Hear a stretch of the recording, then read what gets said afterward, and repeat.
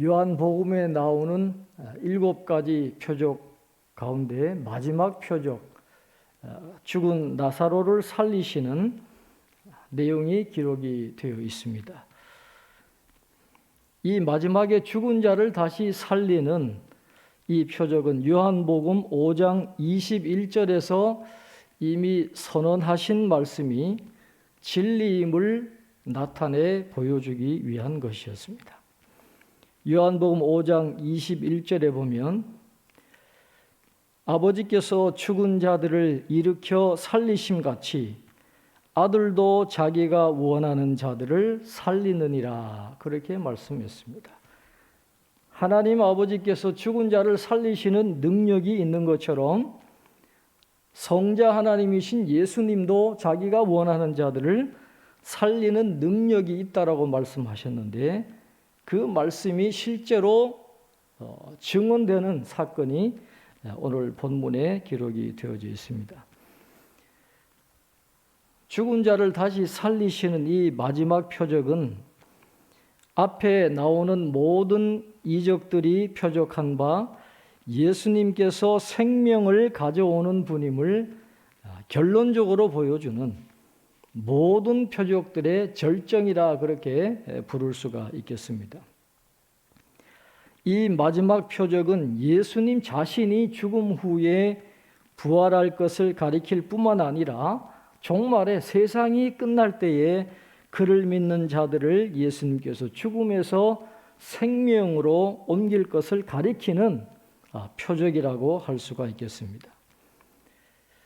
그래서 우리는 이 죽은 나사로를 다시 살리시는 이 표적을 예수님의 십자가와 부활의 영광과 연결해서 생각해 보아야 하는 것입니다. 오늘 우리가 봉독한 요한복음 11장 28절 이하의 말씀은 베다니에 있는 죽은 나사로의 집을 방문하신 예수님께서 마르다와 이야기를 나누신 다음에 이제 마리아를 불러서 마리아와 함께 대화하는 장면으로 시작이 되고 있습니다. 예수님이 오신다는 소식을 듣고 언니 마르다는 예수님을 맞이하러 집 밖으로 나갔습니다. 그러나 마리아는 집에 앉아 있었다 그랬어요. 벌써 이 두 사람의 성격 차이가 나오잖아요. 마리아는 가만히 있는 성격이 아니에요. 뭔가를 해야 돼요. 그래서 예수님을 맞이하러 마을 오기로 나간 거예요. 그러자 이제 예수님께서 마르다를 시켜서 마리아를 예수님께 나오게 했던 것입니다. 자, 오늘 31절에 이렇게 말씀합니다. 마리아와 함께 집에 있어 위로하던 유대인들은 그가 급히 일어나 나가는 것을 보고 곡하러 무덤에 가는 줄로 생각하고 따라가더니, 마리아가 예수님의 부르심을 받고 급하게 뛰어가니까 함께 있던 유대인들도 우르르 따라갔다라는 거예요. 유대인들이 이렇게 한꺼번에 마리아를 따라간 것은 예수님의 계획이 다 있었던 것입니다. 왜냐하면 그들이 마리아를 따라가지 않았다면 나사로가 다시 살아나는 이적을 그들이 목격하지 못했을 것이고, 그렇게 많은 유대인들이 그 기적을 목격하지 못했다고 한다면 그렇게 커다란 반향을 불러일으키지 못했을 것이기 때문에 많은 사람들이 그 기적을 체험하는 게 중요했습니다. 그래서 예수님은 마리아를 직접 예수님이 계신 곳으로 불러내신 것입니다. 마리아가 예수님 계신 곳에 가니까 얼마나 기쁘고 반갑습니까? 그 발날에 엎드렸다 그랬어요. 그러면서 마리아가 이렇게 이야기했다고 합니다. 32절에 보면 주께서 여기 계셨더라면 내 오라버니가 죽지 아니하였겠나이다.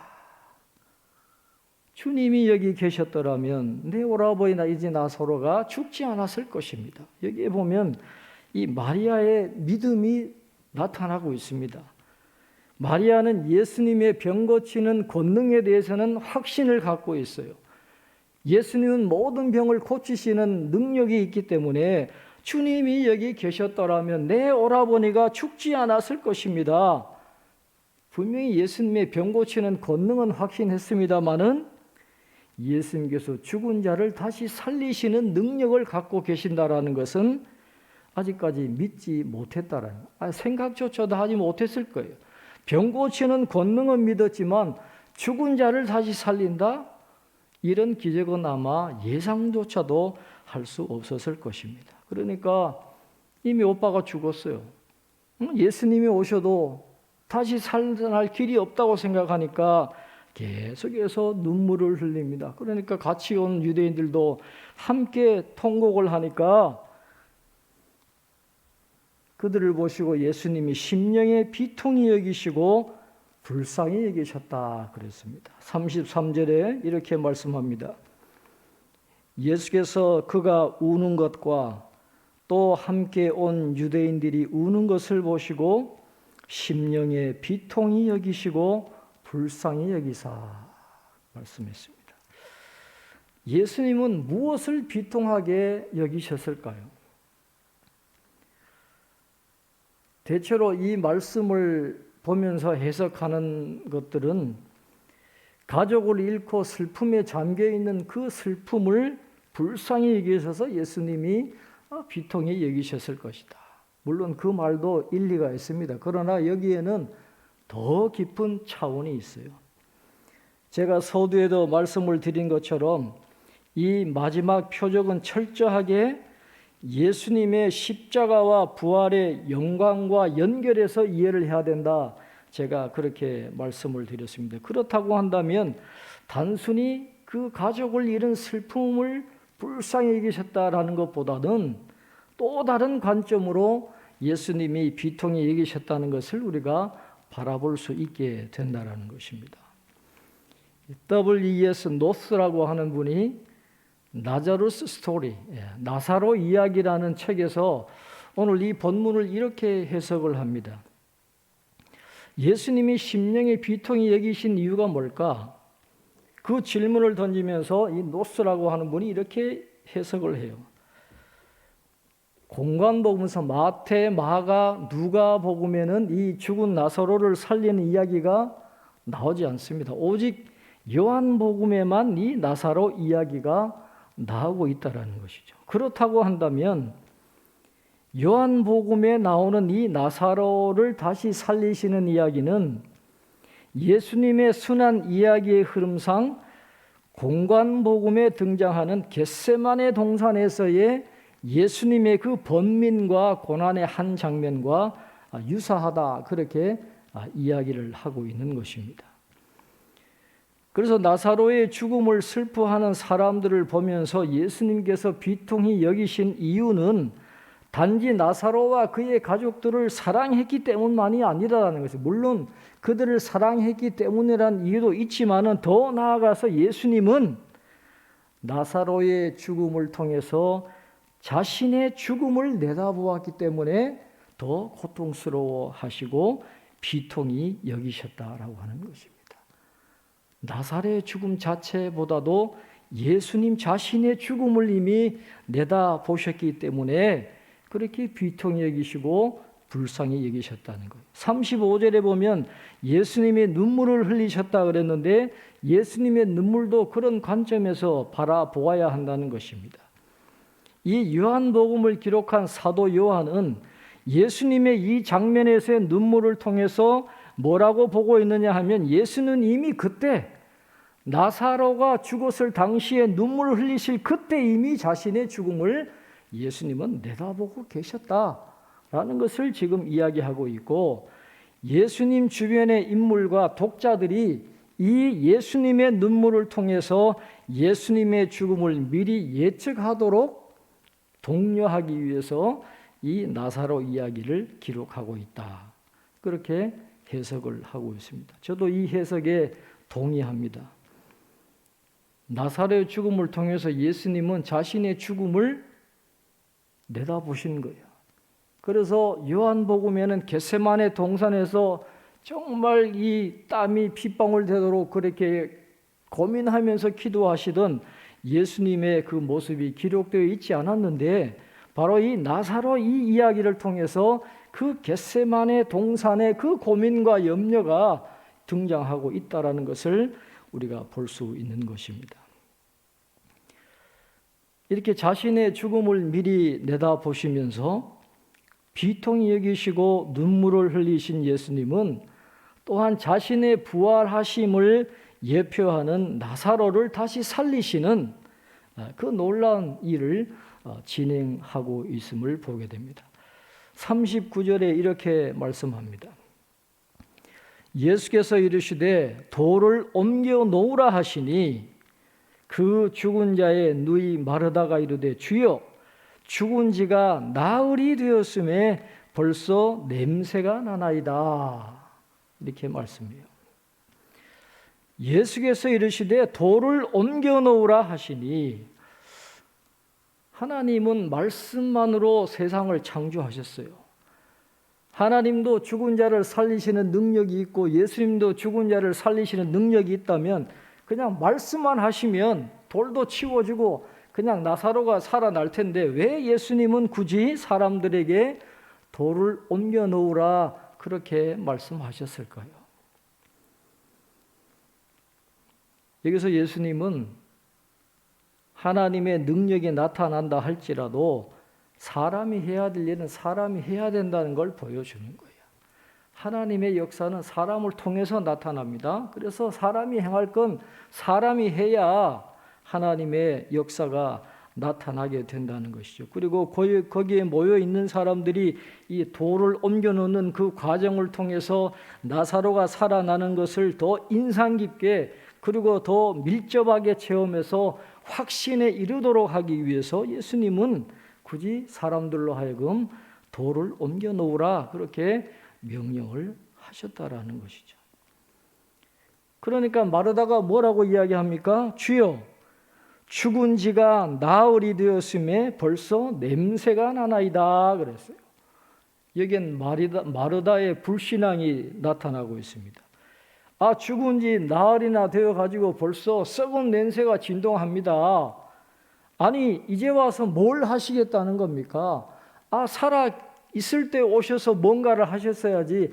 다 죽고 난 다음에 나흘이나 지나서 썩은 냄새가 진동하는데 뒤늦게 오셔서 뭘 하시겠다는 겁니까? 그런 뉘앙스의 말을 하는 거예요. 그래서 요한복음을 쭉 읽어보면 마르다의 신앙이 굉장히 좋은 것 같다가도 또 엉뚱한 소리를 하고 이렇게 마르다의 신앙이 변덕스러워요. 변동성이 굉장히 많습니다. 분명히 마르다는 오늘 본문 앞에서 예수님께서 내가 부활이요 생명이다. 나를 믿는 자는 죽어도 살겠고 살아서 나를 믿는 자는 영원히 죽지 아니하리니 내가 그것을 믿느냐 그렇게 말씀하시니까 주여 그러하외다. 주는 그리스도시요 세상에 오시는 하나님의 아들이신 줄 내가 믿나이다 그랬거든요. 주님을 믿는다라고 고백을 했습니다.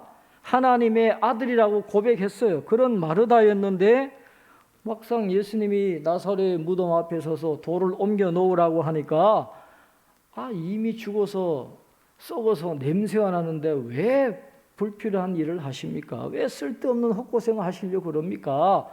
그런 불신앙적인 말을 하고 있다라는 것이죠.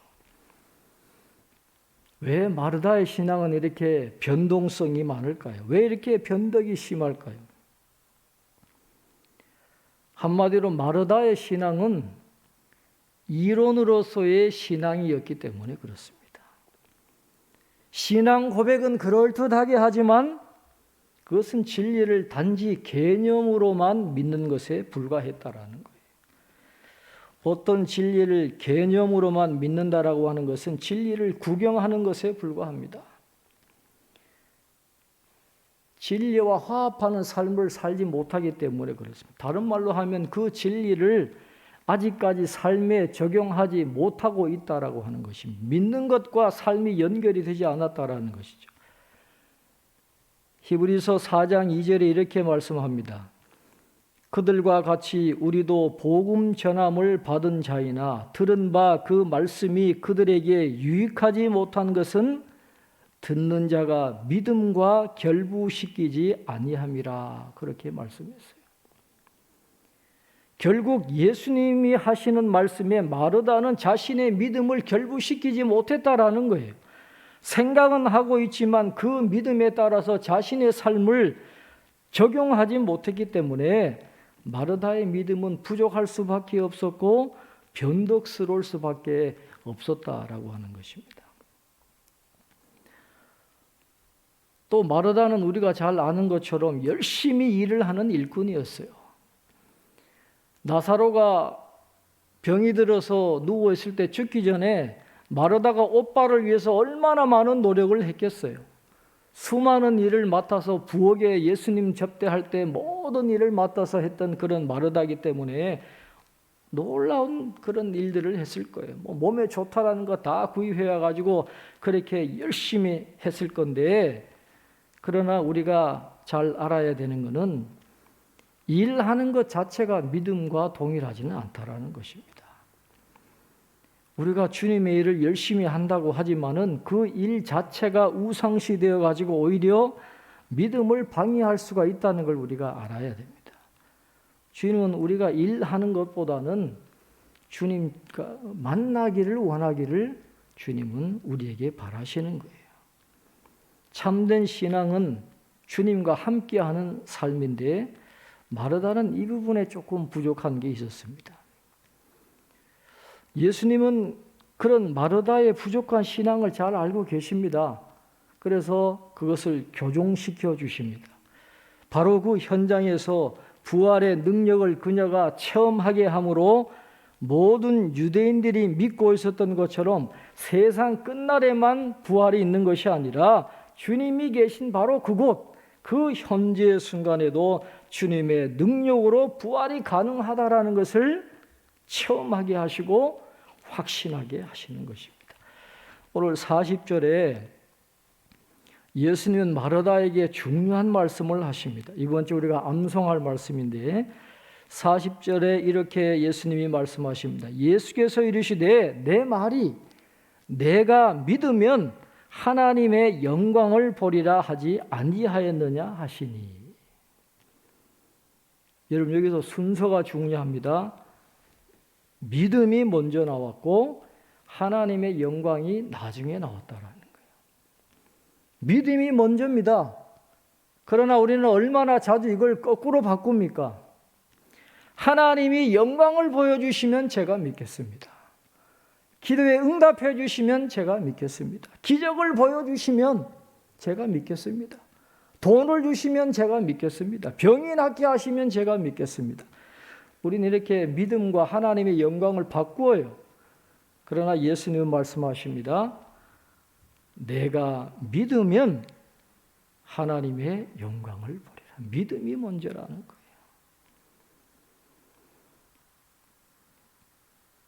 믿음이 없으면 하나님이 기적을 보여주셔도 하나님의 영광을 깨닫지를 못해요. 나사로의 그 기적을 보면서도 예수님을 죽이려고 하고 나사로를 죽이려고 하는 게 왜 그렇습니까? 믿음이 없기 때문에 그래요. 기적만 체험한다고 되는 게 아닙니다. 내가 믿으면 하나님의 영광을 보리라.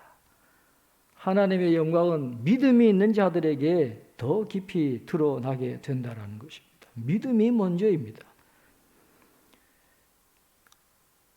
예수님께서 나사로 사건을 통해서 드러내시고자 하는 건 하나님의 영광이었습니다.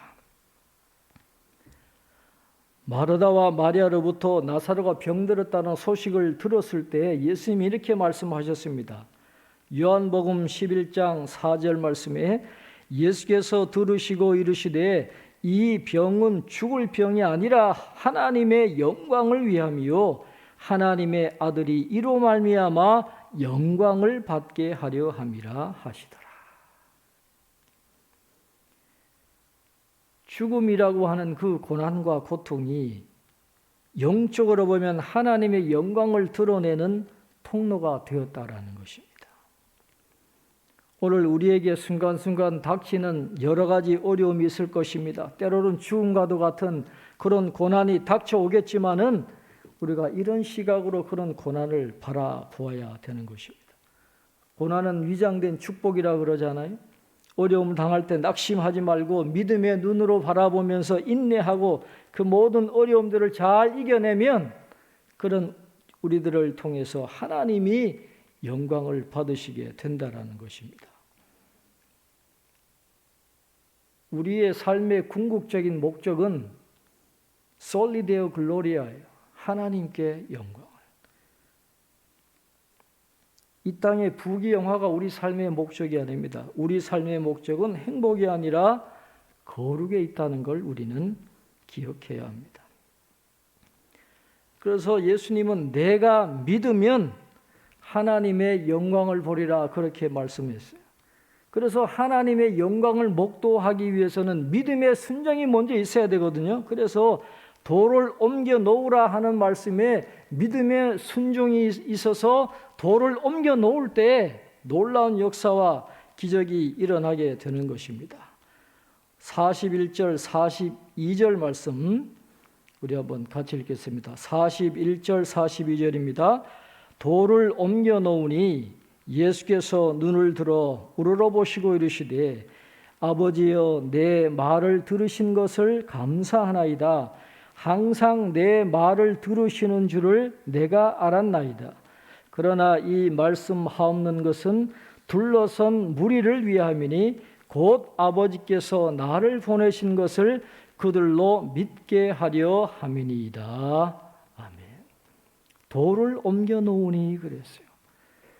시신이 다 썩어서 이 팔레스타인이 덥기 때문에 시신이 벌써 다 썩었어요. 나흘이 지났습니다.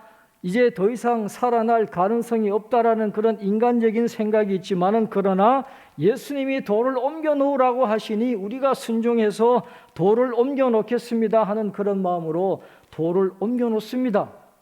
그러니까 예수님이 놀라운 역사를 행하시는 것입니다. 순종할 때 놀라운 일이 일어나는 것이죠. 근데 예수님은 먼저 기도하셨다 그랬어요.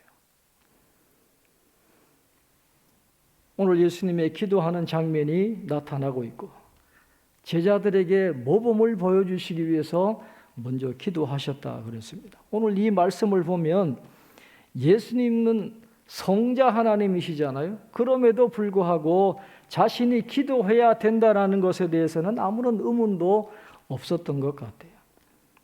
오히려 예수님은 아버지께서 자신의 간구를 들으셨음을 증명하기 위해서 기도를 본보기로 삼아 주셨습니다. 하나님은 언제나 우리의 기도를 들으시지만은 우리에게는 구할 책임이 있다는 걸 예수님이 보여주시는 거예요. 예수님도 기도했습니다. 그럴 때 놀라운 은혜를 경험했던 것처럼 우리도 기도해야 돼. 우리가 기도할 때 하나님의 놀라운 능력을 체험하게 된다는 것이죠. 오늘 예수님은 하나님을 아버지라고 부르셨어요. 요한복음 20장 17절에 이렇게 말씀합니다. 예수께서 이르시되 나를 붙들지 말라. 내가 아직 아버지께로 올라가지 아니하였노라. 너는 내 형제들에게 가서 이르되 내가 내 아버지 곧 너희 아버지 내 하나님 곧 너희 하나님께로 올라간다 하라 하시니 그랬습니다. 예수님께서 속죄 사업을 완성하심으로 말미암아 예수님의 아버지 하나님이 저와 여러분의 아버지 하나님이 되셨다라는 것이죠. 그래서 우리는 아버지 하나님에 대한 믿음을 갖고 기도해야 됩니다. 아버지의 마음으로 하나님이 우리의 기도를 들으신다는 것을 믿고 하나님 앞에 기도해야 된다는 것입니다. 또 예수님의 오늘 기도를 보면 이 감사가 중요한 자리를 차지하고 있어요. 41절에 보면 아버지여 내 말을 들으신 것을 감사하나이다. 항상 감사함으로 나아가는 그런 믿음의 자세가 필요하다는 것이고 또 예수님은 기도 응답을 믿고 계셨어요. 항상 내 말을 들으시는 줄을 내가 알았나이다. 항상 기도에 응답하시는 그 하나님에 대한 믿음을 가지고 기도의 자리로 나아가셨던 예수님처럼 오늘 우리도 기도할 때 아버지 하나님에 대한 믿음을 가지고 그 아버지 하나님이 항상 우리의 기도에 응답해 주신다는 믿음을 가지고 기도의 자리로 나갈 때 하나님의 놀라운 은혜를 경험하게 된다라고 하는 것입니다. 오늘 이 본문에는 하나님의 존재가 직접적으로는 드러나지 않아요. 그러나 하나님은 분명히 이 말씀 속에 들어 있습니다. 하나님은 어떤 분으로 나타나고 있습니까? 기도를 들으시는 하나님으로 간접적으로 나타나고 있습니다. 결국 예수님께서 죽은 나사로를 살리신 사건은 예수님의 기도를 들으시고 응답하신 하나님의 역사였다라고 하는 거예요. 그래서 나사로 사건을 통해서 결국 누가 영광을 받으십니까? 예수님의 기도에 응답하신 하나님 아버지께서 영광을 받으시게 되는 것입니다. 그리고 예수님께서도 영광을 받게 된다라는 것입니다. 기도하신 후에 예수님께서 나사로를 부르셨습니다. 43절, 44절에 이렇게 말씀합니다. 우리 43절부터 44절 함께 읽겠습니다. 이 말씀을 하시고 큰 소리로 나사로야 나오라 부르시니 죽은 자가 수족을 배로 동인 채로 나오는데 그 얼굴은 수건에 쌓였더라.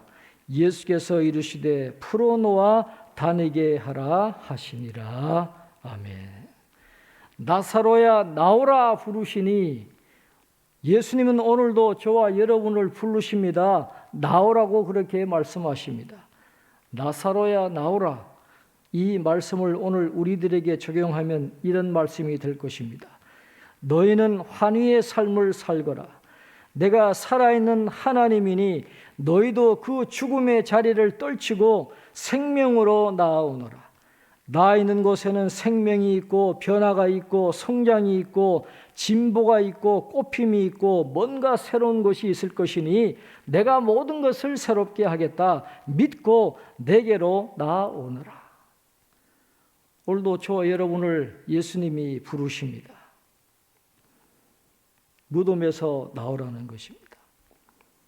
정체된 자리를 벗어나서 용감하게 늘 새로운 방향으로 걸음을 내딛는 삶이 바로 믿음입니다. 믿음이란 바로 그런 것입니다. 헬라어로 믿음은 피스티오라는 말은 맡긴다라는 거예요. 나의 모든 삶을 하나님께 맡기는 것입니다. 내가 걸어보지 않은 내 앞에 저 땅이 안전한 땅이요 하나님의 땅이요 거룩한 땅임을 믿고 거기에 자기 몸을 맡기는 거예요. 그러면 내가 믿으면 하나님의 영광을 보리라 하는 그 말씀을 우리가 경험하게 된다라는 것입니다. 오늘 예수님이 말씀하신 것처럼 내가 믿으면 하나님의 영광을 보리라. 우리 모두가 이 말씀이 우리의 삶 속에 실제로 이루어지는 그런 놀라운 은혜를 체험하기를 바랍니다. 그래서 그 믿음으로 맡기면 나사로가 다시 살아나는 그런 놀라운 역사가 일어나는 것처럼 우리의 삶에도 하나님의 놀라운 기적이 함께하는 그런 믿음의 삶이 될 줄로 믿습니다. 기도하겠습니다. 하나님 아버지, 저희들 부르시고 예배하게 하시고 살아계신 하나님의 말씀을 듣게 하시니 감사합니다. 죽은 나사로를 다시 살리시는 이 귀한 말씀을 우리에게 주셨사오니 하나님 아버지, 우리의 연약한 믿음을 강한 믿음으로 바꾸어 주셔서 내가 믿으면 하나님의 영광을 보리라 하신 그 말씀처럼 우리가 믿음으로 순종하고 믿음으로 하나님께 맡길 때 나사로가 다시 살아나는 것 같은 놀라운 역사와 기적이 우리 삶 속에 일어남을 경험하는 저희들의 삶이 될 수 있도록 축복해 주시옵소서. 하나님, 우리의 믿음이 때로는 마르다처럼 변덕스럽고 부족할 때가 많이 있습니다. 그러나 우리에게 큰 믿음을 허락하여 주시고 우리의 삶을 끝까지 인도해 주시는 하나님이 계시기에 우리가 그 하나님의 사랑을 의지하여 기도의 자리로 나아갈 수 있도록 저희들을 인도해 주시고 예수님의 기도에 응답하신 것처럼 항상 우리의 기도에 응답해 주시는 놀라운 은혜를 경험하면서 내가 믿으면 하나님의 영광을 보리라 하신 그 말씀대로 우리의 삶 속에 부단히 일어나는 하나님의 놀라운 역사와 기적을 늘 체험하며 살아갈 수 있는 저희들 다 될 수 있도록 축복해 주시옵소서. 하나님, 우리들에게도 어려움과 또 해결해야 될 문제들이 많이 있습니다. 항상 예수님께서 하나님 아버지 앞에 기도로 나아가서 하나님의 응답을 받으셨던 것처럼 항상 우리의 기도에 응답해 주심을 믿고 아버지 하나님 앞에 무릎 꿇는 죄들 되게 도와주셔서 항상 기도에 응답해 주시는 하나님의 놀라운 은혜를 풍성히 체험하며 살아가는 저희들 다 될 수 있도록 축복해 주시옵소서. 감사하고 예수님의 이름으로 기도하옵나이다. 아멘.